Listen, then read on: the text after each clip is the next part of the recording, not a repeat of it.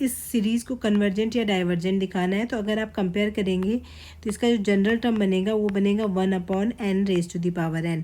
अगर n = 1 put करेंगे तो आपको u1 मिल जाएगा जो कि 1 है। n = 2 पुट करेंगे तो आपको u2 मिल जाएगा जो कि है 1/2 इस तरीके से आपको सारे टर्म्स मिल जाएंगे। तो ये जनरल टर्म है। तो आपको ये बताना है क्या ये सीरीज़ कन्वर्जेंट है या डाइवर्जेंट है।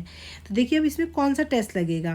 तो हमने प्रीवियस वीडियो में कंपैरिजन टेस्ट पढ़ा था कि अगर सीरीज़ में एक सीरीज़ un है, एक सीरीज़ vn है और vn के टर्म्स हमेशा इससे बड़े रहते हैं, तो अगर ये सीरीज़ कन्वर्जेंट हो गई तो ये सीरीज़ ऑटोमेटिकली कन्वर्जेंट हो जाएगी।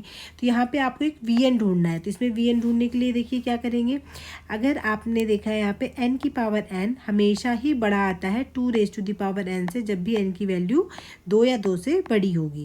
तो देखिए यहाँ पे 3 लगाएंगे तो 3 का पावर 3 ये 2 की पावर 3 ही रहेगा, तो ये हमेशा बड़ा आएगा, ये हमेशा छोटा ही रहेगा।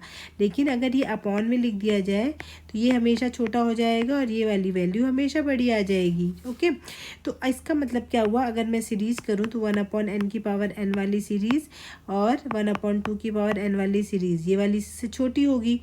इस टर्म्स में के अकॉर्डिंग कंपैरिजन टेस्ट लगाएंगे। तो कंपैरिजन टेस्ट ये कहता है ये सीरीज़ का कन्वर्जेंट होना ये डिसाइड करेगा कि ये सीरीज़ कन्वर्जेंट है या नहीं है। तो इस सीरीज़ को देखो क्या करेंगे। इस सीरीज़ में अगर आप ध्यान से देखोगे तो ये सीरीज़ कौन सी सीरीज़ बन गई, 1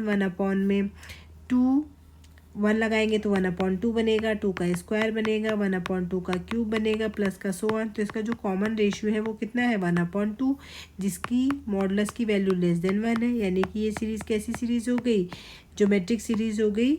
और चूँकि इसके कॉमन रेशियो की वैल्यू >1 है तो ये कन्वर्जेंट होगी। तो चूँकि बड़ी सीरीज़ कन्वर्जेंट है तो छोटी वाली सीरीज़ ऑटोमेटिकली कन्वर्जेंट हो गई। तो आप कहेंगे by comparison test this series is convergent series. तो हम कंपैरिजन टेस्ट का यूज़ इस तरीके से करते हैं। आई होप आपको क्लियर हो गया होगा।